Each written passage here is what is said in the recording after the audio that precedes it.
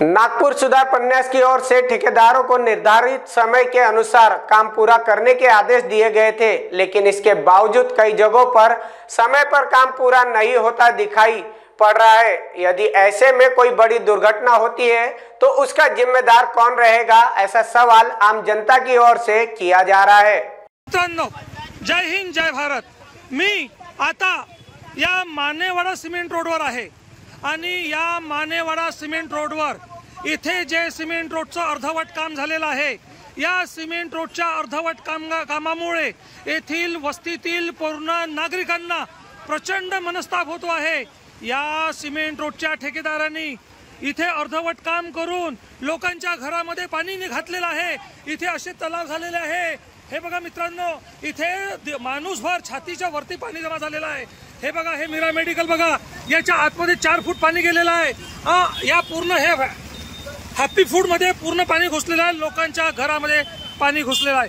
मित्रांनो, ही सगळी जबाबदारी येथील ठेकेदाराची आणि येथील संबंधित अधिकाऱ्यांची आहे। मित्रांनो, या सिमेंट रोडमुळे, या अर्धवट सिमेंट रोडमुळे इथे हा पूर्ण तलाव बनलेला आहे। हा इथे मेगा ब्लॉक लागलेला आहे आणि हा मेगा ब्लॉक लागलेला आहे। जर या ठेकेदारांनी, हा ठेकेदार मागील 2 वर्षापासून इथे काम करून राहिलेला आहे। 2 वर्षापासून या ठेकेदारांनी इथे सिमेंट साईडची नाली बनवलेली नाही आहे, इथं यांनी फुटपाथ बनवलेला नाही आहे। इथे अंडरग्राउंड नाल्या न बनल्यामुळे जागोजागी या माणसांनी, या माणसाच्या हलगर्जीपणामुळे येथील संबंधित सर्व नागरिकांचा मोठ्या प्रमाणात नुकसान होऊन राहिलेलं आहे। लोकांचे दुकानं खराब झालेले आहे, लोकांचे घरं खराब झालेले आहे, गटरचं पाणी लोकांच्या घरामध्ये घुसते आहे। मित्रांनो, याला मी याच्या पहिले अनेक व्हिडिओ बनले।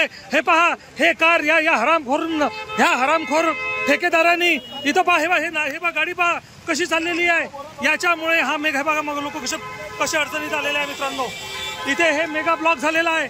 हा बघा, असं मेगा ब्लॉक लागलेला आहे मित्रांनो। आणि ही सगळी जबाबदारी येथील संबंधित ठेकेदाराची आणि येथील संबंधित सिमेंट रोडच्या अधिकाऱ्यांची आहे। हा बघा मित्रांनो, कसा तलाव साचलेला आहे।